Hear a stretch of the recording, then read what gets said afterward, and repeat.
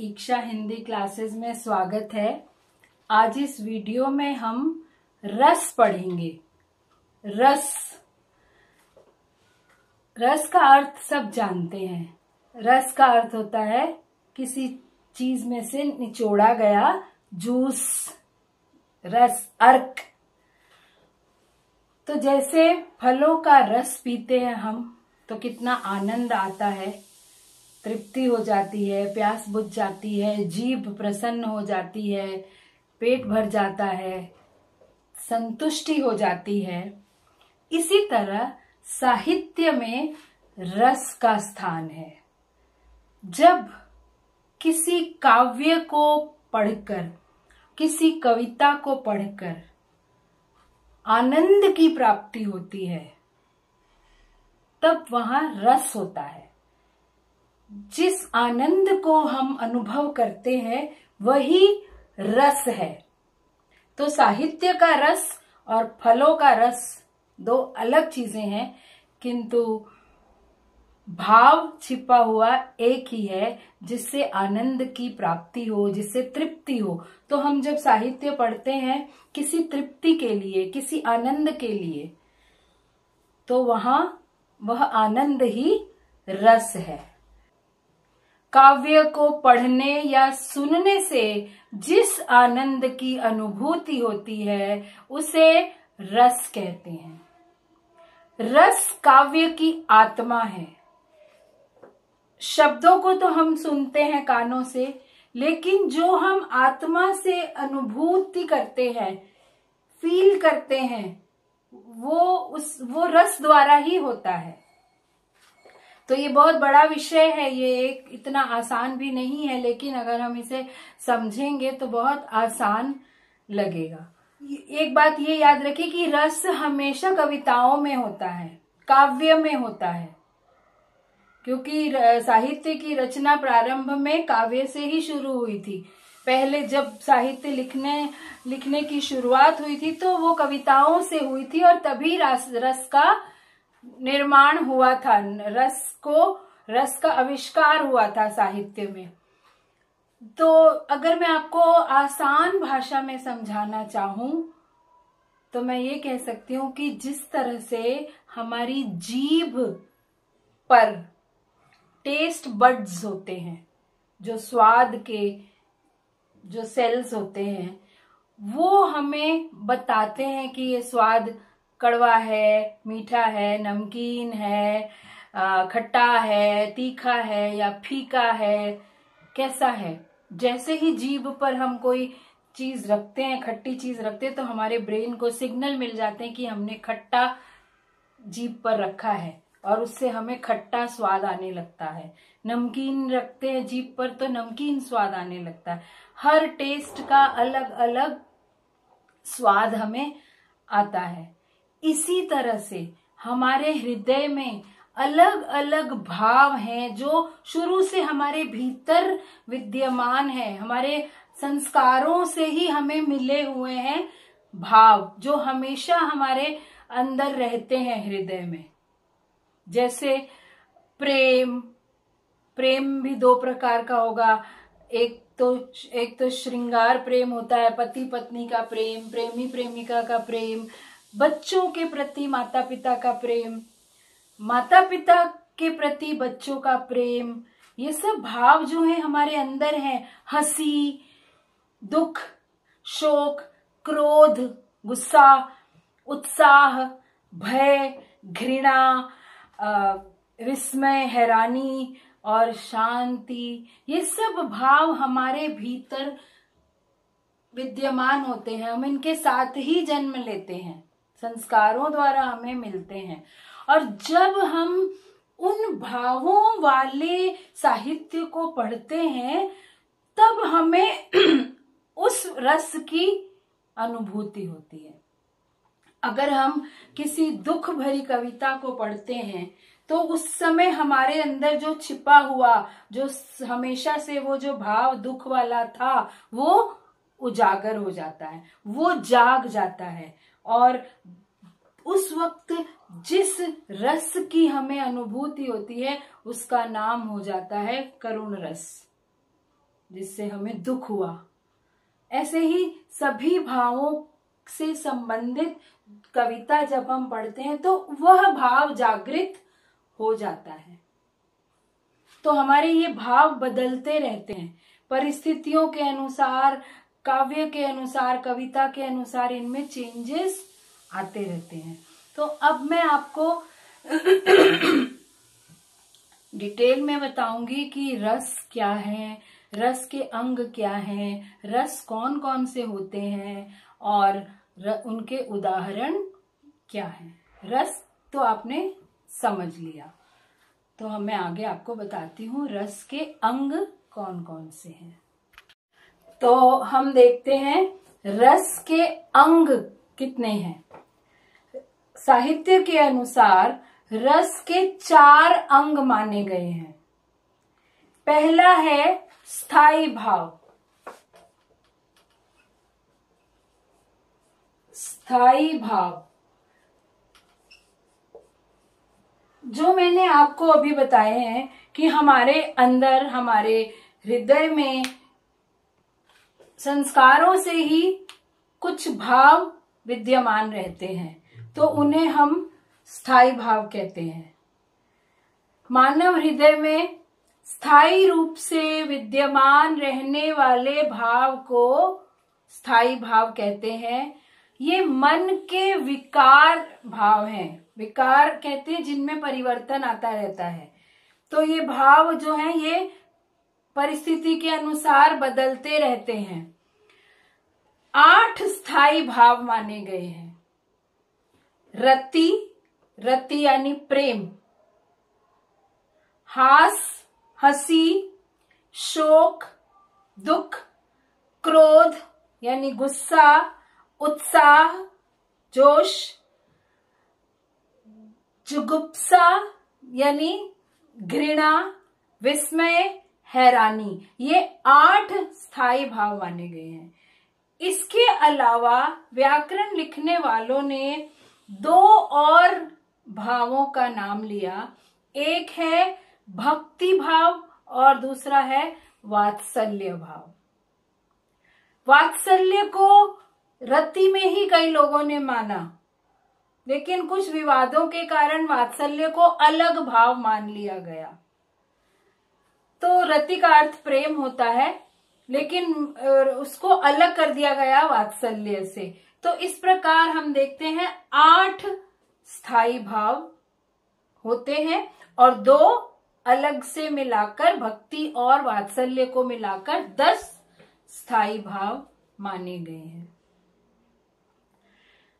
तो ये स्थायी भाव हैं। पहला अंग रस का। इन्हीं भावों से रस की उत्पत्ति होती है। दूसरा अंग है विभाव।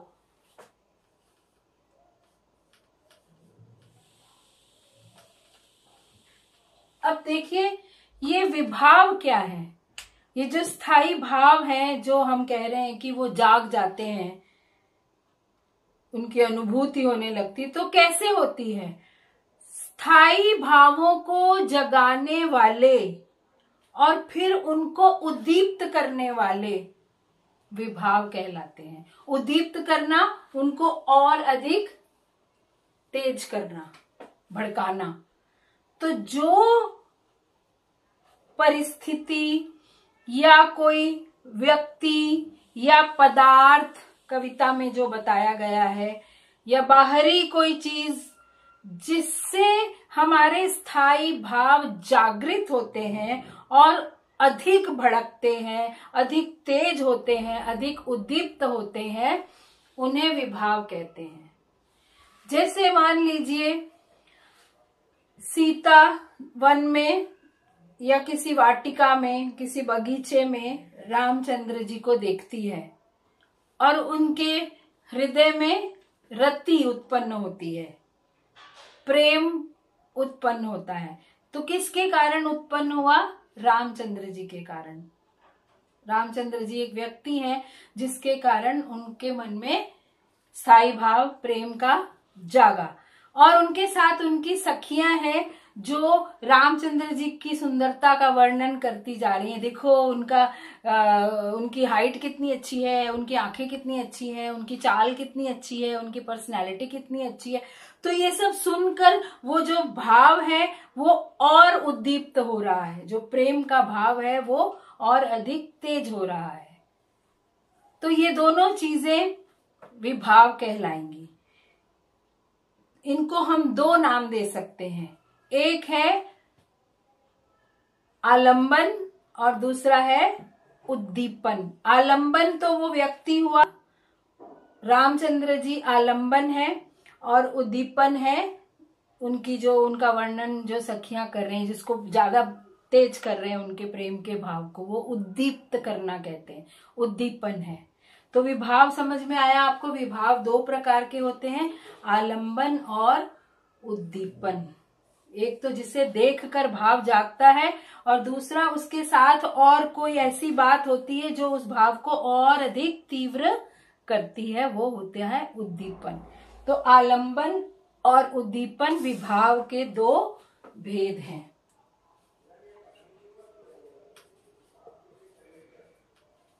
आलंबन विभाव और उद्दीपन विभाव। फिर है अनुभाव। अब जब भाव जागा, श्रृंगार का भाव जागा, मान लीजिए सीता ने राम को देखा तो उनके अंदर स्थायी भाव जागा राम के कारण और राम के वर्णन के कारण, तो उसके शरीर में कुछ चेष्टाएं होंगी, कुछ संकेत मिलेंगे, कैसे पता चलेगा कि उनके मन में भाव जाग रहा है प्रेम का? वो शर्माएंगी या दूसरी तरफ देखेंगी, या तिरछी नजरों से देखेंगी, या नीचे झुका लेंगी, या छुप छुप के देखेंगी, या सखियों को कहेंगी हट मुझे शर्म आ रही है, और फिर या मुस्कुराने लगेंगी, या एकदम ऐसे कल्पना में डूब जाएंगी। कुछ न कुछ उनके शारीरिक चेष्टाएं होंगी। तो इनको कहते हैं अनुभाव। अनुभाव, जब भाव जागने पर या उद्दीप्त होने पर जो शारीरिक चेष्टाएं होती हैं, जैसे लज्जा होना, आंखें झुकाना, या अगर किसी को क्रोध आ रहा है तो वो गुस्से में देखेगा, अगर कोई हैरान हो रहा है तो वो आंखें बड़ी बड़ी करके ऐसे कर लेगा, किसी को क्रोध उसका शोक का भाव जागा है तो वो आंसू बहाएगा। ये सब शारीरिक चेष्टाएं जो है वो कहलाती हैं अनुभाव। तो तीसरा अंग है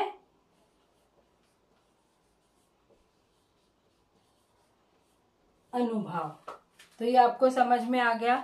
तो ये कई बार हम शारीरिक चेष्टा से अनुभाव दिखाते हैं, कभी बोलकर कुछ ऐसी बात बोल देते हैं, कुछ ऐसा दृश्य देख लिया, प्रेम का भाव जागा तो वाह हाय राम, ऐसे कुछ भी कह सकते हैं।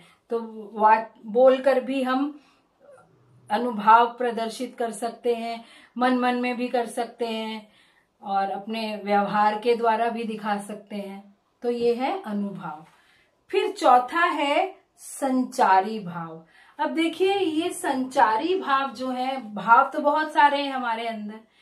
अब जब स्थायी भाव जाग जाता है तो जरूरी नहीं है कि केवल एक ही स्थायी भाव ही जागे, उसके साथ और उसकी सहायता के लिए कई दूसरे भाव भी आते जाते रहते हैं। पानी के बुलबुलों के समान आए गए जाते आते रहते हैं, और कोई एक भाव हमेशा एक स्थायी भाव के साथ रहे ऐसा जरूरी नहीं है।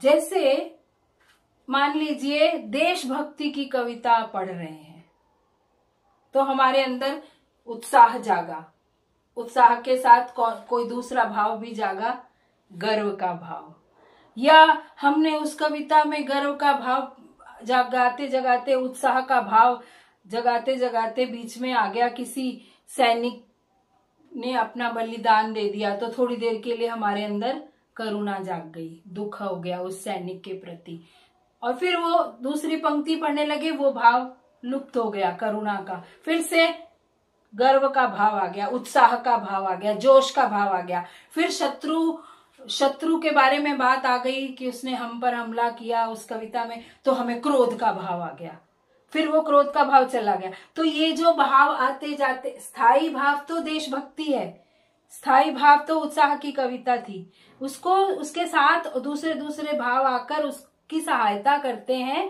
तो वो कहलाते हैं संचारी भाव। जो स्थायी भाव के साथ सहायता करने आते हैं वे कहलाते हैं संचारी भाव। ये संचारी भाव 33 प्रकार के होते हैं। तो चौथा है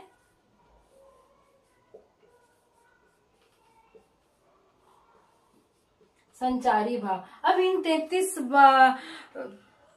संचारी भावों के बारे में नाम जानने की जरूरत नहीं, कितने ही भाव हैं, बहुत भाव हैं, लेकिन 33 ये जो रस लिखने वाले वैयाकरण होते हैं, जो व्याकरण लिखते हैं, उन्होंने गिनती बताई है कि संचारी भाव 33 है। चिंता, ग्लानि, लज्जा, इस तरह से बहुत सारे, आलस्य, इस तरह के बहुत सारे भाव हैं जो संचरित करते रहते हैं, आते जाते रहते हैं और स्थायी भाव की सहायता करते हैं। जैसे भक्ति की कविता हम पढ़ रहे हैं तो बड़ा शांति मिल रही है, लेकिन उसी वक्त मैं दीन, तू दीन दयाल, मैं भिखारी, इस तरह का पंक्ति आ गई तो हमारे अंदर दीनता का भाव आ जाता है, हम खुद को बिल्कुल दीन समझने लगते हैं। फिर थोड़ी देर के लिए फिर शांति आ जाती है। तो इस तरह से बदलते रहते हैं जो भाव, वे संचारी भाव कहलाते हैं। तो मैंने आपको ये बता दिया कि रस के 4 अंग है। इन चारों में से कोई भी एक अगर नहीं होगा तो रस नहीं होगा। उस कविता को पढ़कर जो रस की प्राप्ति होती है वो नहीं होगी। चारों अंगों का होना जरूरी है। तो आपने देखा कि रस के 4 अंग हैं।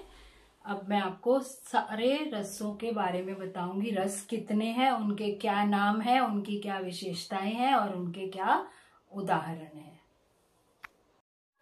मैंने आपको बताया कि 8 स्थायी भाव होते हैं और 2 बाद में जोड़े गए हैं अलग से, वात्सल्य और भक्ति। लेकिन जब रस की संख्या का निर्णय हुआ तो सभी व्याकरण बनाने वालों ने निर्णय किया कि रस 9 प्रकार के माने जाएंगे। रस 9 प्रकार के हैं। तो हम एक एक करके देखते हैं कि रस कितने प्रकार के हैं। देखिए, सबसे पहला है श्रृंगार रस। श्रृंगार रस, श्रृंगार का अर्थ होता है प्रेम, रति। रति इसका स्थायी भाव है। और ये श्रृंगार रस भी 2 प्रकार का होता है, संयोग श्रृंगार और वियोग श्रृंगार। एक प्रेम होता है जब कोई भी प्रेमी प्रेमिका, नायक नायिका, पति पत्नी जब एक साथ हैं और उनके मन में प्रेम है या उस प्रेम की कविता लिखी गई है तो वो संयोग श्रृंगार है। और जब 2 बिछड़े हुए प्रेमी हैं या पति पत्नी है, नायक नायिका है, उन पर कविता लिखी गई है, उनके बिछड़े हुए, उनके दुख को प्रकट करने वाली कविता है, तो वहां पर वियोग श्रृंगार होगा।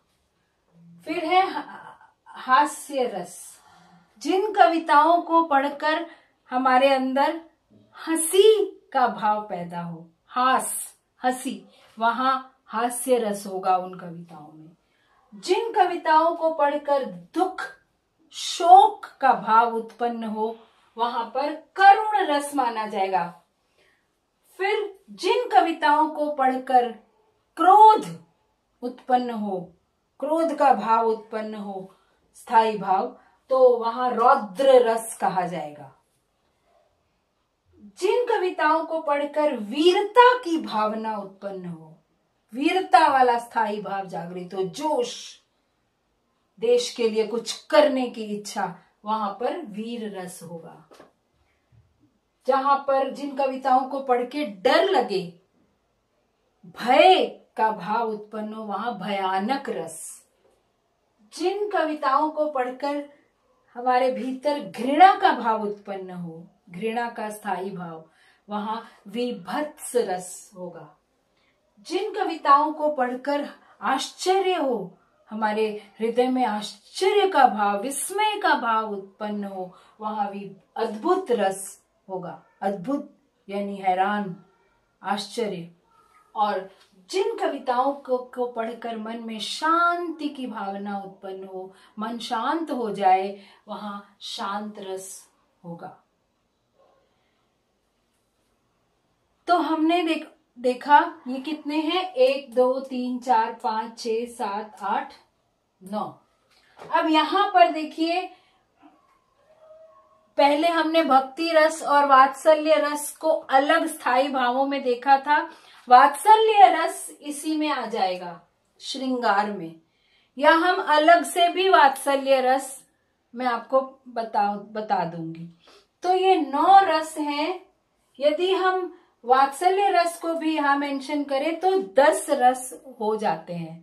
तो मैं वात्सल्य रस भी आपको, जो कि श्रृंगार का ही भेद है, लेकिन कई लोग इस विवाद में है कि वात्सल्य रस को भी अलग से रखना चाहिए। तो इस प्रकार 10 रस हो जाते हैं।